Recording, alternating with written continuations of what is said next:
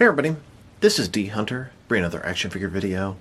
Today, I wanted to look at my top 10 McFarlane DC Multiverse figures from 2023. Now, I don't mean necessarily the best McFarlane releases, but the ones that I enjoyed the most. The ones that interest dHunter. Now, my list is going to be kind of biased, as I'm a huge Batman fan.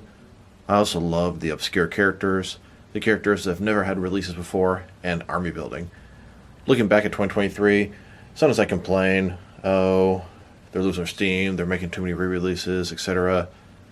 Looking back, we have got a lot of cool stuff in 2023. Different characters, movie characters, video game characters, older movie characters, comic characters, villains, obscure characters, ton of new sculpting, ton of reuse as well. Looking back, this is a fantastic year, probably the best McFarlane has had. Looking forward to seeing what they come out in 2024.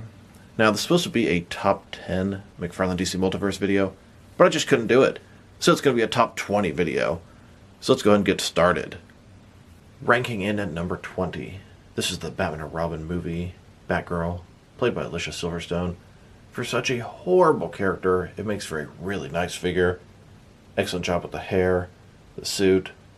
The face is a little bit off for Alicia, but it's a really good solid figure. Coming in at number 19, this is the Action Comics number 1000 Superman. This is the one from the Superman vs. Atomic Skull 2-pack. It was an Amazon exclusive, based off the Action Comics 1000 Superman body, but with a lighter blue paint job. I think it's a fantastic rendition of Superman. Number 18 here is going to be the Arkham City Riddler. Now, they did the DC Classics Riddler, but I like to have the modern sort of villains to fight alongside the modern heroes. And although this is not a comic Riddler, it's close enough, and he looks a lot less like the drunken, washed-up version that DC Direct made. Number 17 is going to be Catman. I told you, I love the obscure characters. I love the Batman villains. Now, Mattel made a Catwoman figure a long time ago, so it sort of lessened the impact of getting this guy. But it's a fantastic release. It was a McFarlane Toy Store exclusive, and it uses most of the Nightfall Batman body. But this is what I call smart reuse. It looks great. Cloth cape, the different shades of orange, very well done. Coming in at number 16 is going to be Doomsday.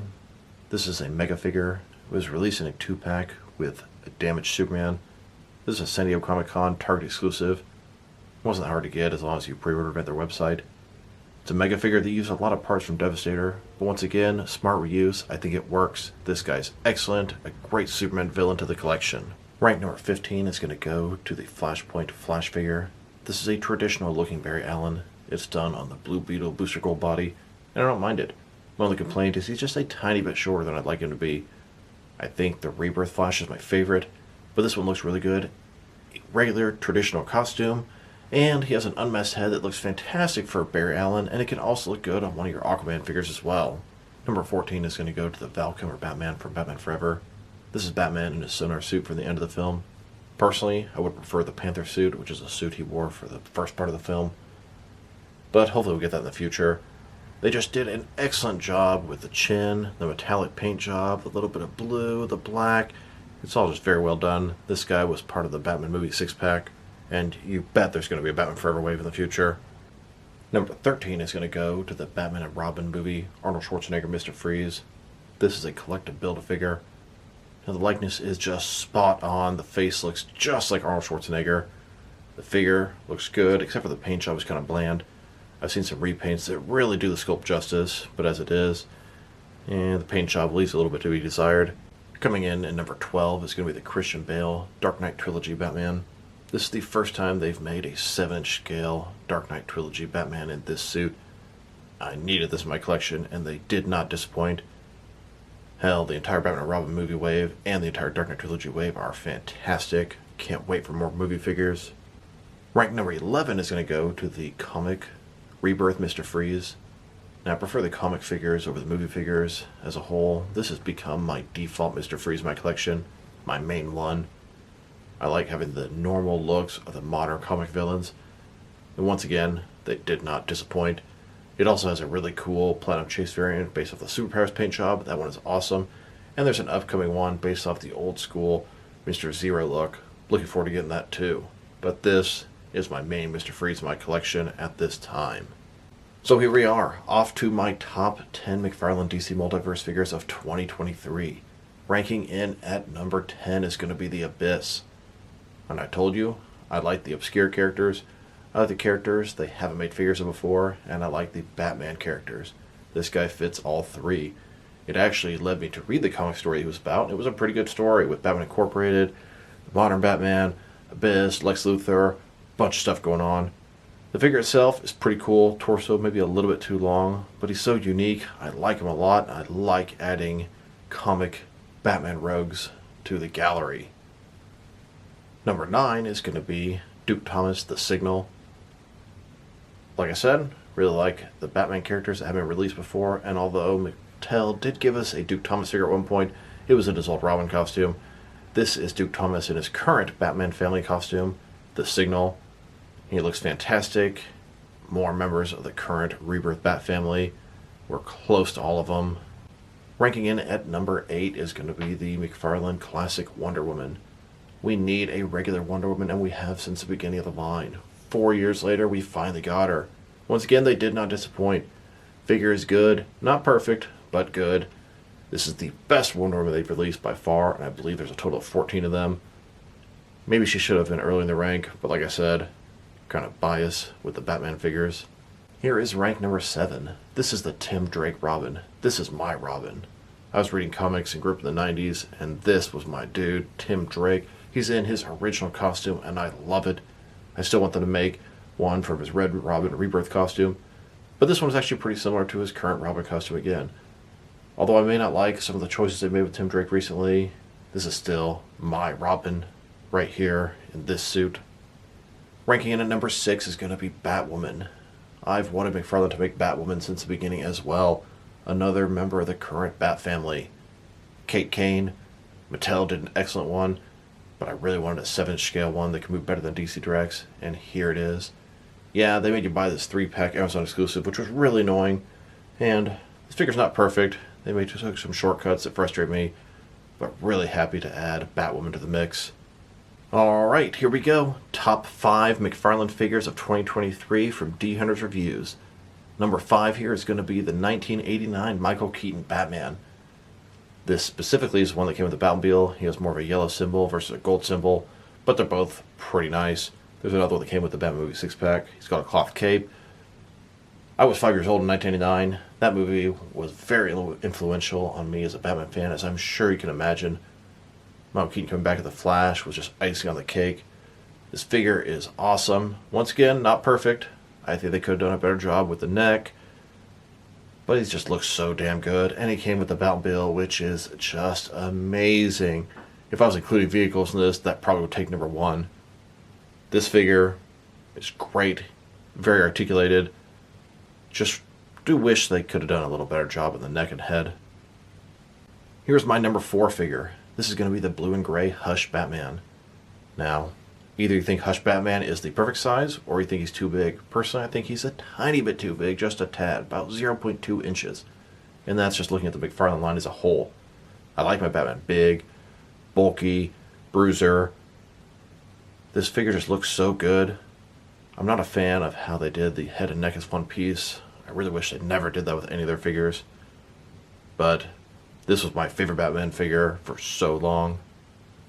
Here is my number 3 figure. This is the Uma Thurman Poison Ivy from Batman and Robin. The figure is just so well done. The likeness is good. The colors really pop. The sculpt on her outfit with all the different leaves, excellent. The shading on the paint job, on her leggings, on her outfit with the leaves, just so well done. It's the first Poison Ivy McFarlane has made, and even though I prefer comic figures, this one can fit in with your comic or your movie collection. Very, very, very well done. I was blown away when I opened her. So much better than I expected. Here is my rank number 2. This is going to be the Heath Ledger Joker as bank robber thug from the beginning of The Dark Knight. Now, I don't use this as a Joker figure. I use this as a Joker thug or henchman. And I love the army building. I love the thugs and henchmen. You always get the main Batman villains, but what happens in the comics and the movies and the cartoons, Batman has to fight through hordes of thugs to get to the supervillain. I love having Joker thugs and henchmen. Army builders, McFarlane does not make enough of those. Unfortunately, they made this very difficult to get in the US. It was a San Diego Comic Con exclusive, then it was McFarlane Toy Store exclusive, but you had to buy the bundle with 2 other figures. It was $90, $30 a figure. I didn't want to buy a whole bunch of the Bane and the Sonar Joker, but I wanted a whole bunch of these guys. Luckily, I had some people help me out. He was widely available in Canada at GameStop for much cheaper as well. Because of a couple different people's help via Instagram, I got a total of 7 of these guys. 1 still in the package, 6 were open, and then my boy Bone Johnson 3D printed and painted me the other heads, so I now have the entire gang from the opening of The Dark Knight. This is a goal I had since 2008 when Mattel was making their Movie Masters, and here it is, 7-inch scale. That's why this guy ranks number 2. And coming in at rank number 1 is going to be the Nightfall Batman. Specifically the San Diego Comic Con exclusive version. This guy had a darker gray and a really cool head sculpt. Now you may notice, this doesn't look like the San Diego Comic Con exclusive Nightfall Batman. Well, unfortunately, I was carrying that Batman around and I dropped him. He landed head first and his ear broke off. I never could find it, and believe me, I looked and looked and looked.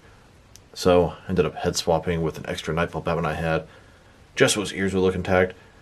And that really sucks because this is probably my favorite Batman figure that I own in the 6 and 7-inch scale.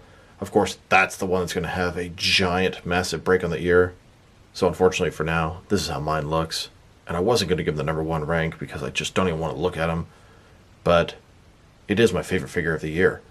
I'm really happy to have him. I'm looking to replace him, find another head, I don't know, something.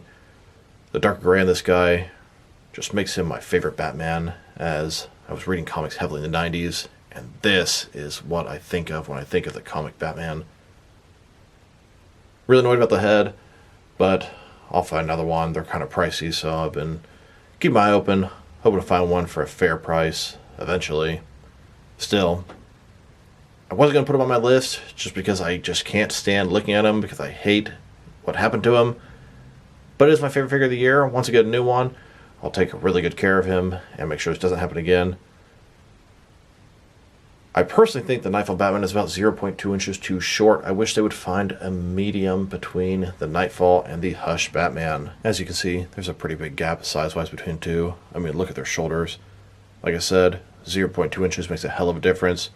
I wish they would just shorten that guy a tad, heighten this other one up a tad, and then you'd have the perfect size Batman. In addition to really liking the Nightfall Batman, we have the standard version on the left, then the San Diego Comic Con in the middle, and then I did a forearm swap with Azrael to have Jean-Paul Valley as he's transitioning into the armored Azrael suit. So much cool stuff. Love the 90s comics, love Nightfall, love this Batman. He also works great for a sort of 70s era Batman. So that was my top 10, or rather top 20 McFarlane DC Multiverse figures of 2023. Looking back, they gave us so many cool figures. I think 2024 is going to be even better. Now, there are a ton of figures that I just couldn't include on this list. You saw most of them in the opening scene, or rather in front of you right now. These are my favorite releases of 2023. And hell, I couldn't even put all of them up here. There are so many good ones. Even the ones that are medium, I have some love for, and the ones that suck, yeah, that as well. I plan to eventually put out a bottom 10 or maybe bottom 5 McFarlane DC Multiverse figure video. I already have some good ideas who's going to be on that. Do keep an eye out. I'm going to be doing a top 10 overall action figures of 2023, not just from McFarlane, but from all the action figure companies. What are your top 3 figures of 2023? Drop me a line in the comments below. I'm really curious to hear what everyone's opinions are out there. What are your favorites? Are you biased like I am and love the Batman figures? Do you like Superman?